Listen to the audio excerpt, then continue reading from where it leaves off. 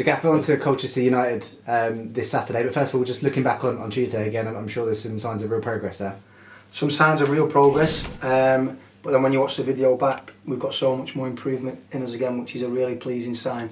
I looked at us live while the game was going on. I thought we looked a really good team, full of pace, good football, good intensity. Our pressing was superb, but in possession we can get so much better, which will allow us to have one more possession, 2 more chances, and obviously the ultimate goal is 3 more goals and better results. So really happy with the performance, but there's so much more improvement in us, which is a really good sign.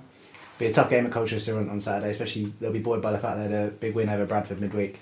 Yeah, Wayne's someone who I've played with before, so if know him as a character and as a player, if his teams resonate the way that he played, I'll have that never say die attitude. So it doesn't surprise me that they score late on. So I'm not saying it's a difficult game. It's a local derby. If a local derby can be so far away, but it is kind of.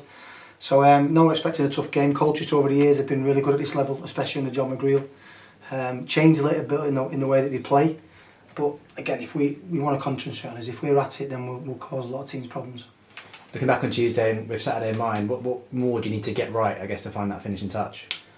From Tuesday, score. It's quite simple. We run into a goalkeeper from Charlie Kelman's header, which is a great save, and then he's made a save at the end from Omar Beckles where he hit his foot, but he didn't know anything about it. And in the rebound, maybe we can hit the target, but I think it was deflected. Sometimes you need a bit of luck, We've got players at the top end of the pitch that when they get in them positions, we see it in training every day, really, really good finishes. So just about repetition, keep getting in the right positions, keep hitting the target, and if we keep doing that, we'll score goals. Saw Paul Smith come off with cramp. I know he's looking like he could be involved this weekend, but I guess keeping him fit and healthy is really important because we know just how much he can hurt teams. When we get in the ball in the areas that we want to get him in, he's electric. When he squares people up and he can drift past them at ease at times, his speed, his low centre of gravity is exciting to watch. We just need to make sure that if there is ever that risk with Paul, we don't take a risk. So it was cramp, okay. Could he have carried on? Maybe. Although when you get cramp in both calves, it was obviously tough for him and he wanted to come off. But there's just no risk. We've got Ruel who's coming back from an illness. We want to get him up to top speed as quick as possible. So no, we've got some really good front players and we need to make sure they're all fresh. Somebody might be going under the radar so far, perhaps Rob Hunt. He's obviously come into the team fairly late on after not really having a pre-season, but seems to be growing into the team with every game and improving his performances. No, I think he's one of them type of players that potentially could go under the radar, but when I spoke to you about when we signed him, he reminds me of Dennis Irwin. His quality is good, his reactions are good, he knows the rotations that we want to work, and I think he's been exceptional, because considering he's had no pre-season. I think he's been exceptional since he come here. Looks like he's getting stronger.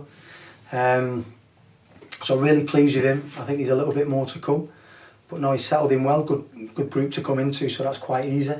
But yeah, I think that Rob, you can just see that he's a really good footballer. Again, I spoke to you, 2-footed, can step inside and play with his right foot, or he can open up and play with his left foot. So he's a good character, and we're really pleased to have him.